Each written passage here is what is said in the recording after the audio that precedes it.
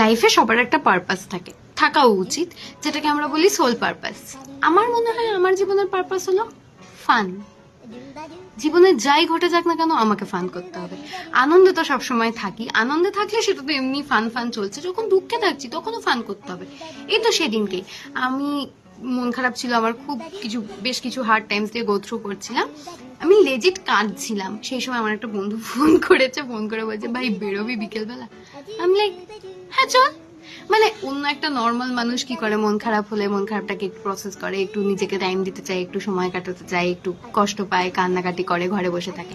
আমার না, ওসব কান্নাকাটি পরে করবো, ওটা ঘুরে এসে করবো, ফান করে এসে করবো। এখন আমাকে ফান করতে যেতে হবে, বন্ধু ডেকেছে যেতে হবে, পাব ডিজে তো যেতে হবে, পিকনিক প্ল্যান করতে হবে, ট্রিপ প্ল্যান করতে হবে, ট্রাম্পলিন পার্ক প্ল্যান করতে হবে। ফান আগে ফান করে নি, লাইফ কা লড়ে লাগে পড়ে হুয়ে হ্যায়, আমাকে ফান করতে হবে। Fun is the ultimate. তোমরাও ফান করো, fun fun, it's all fun.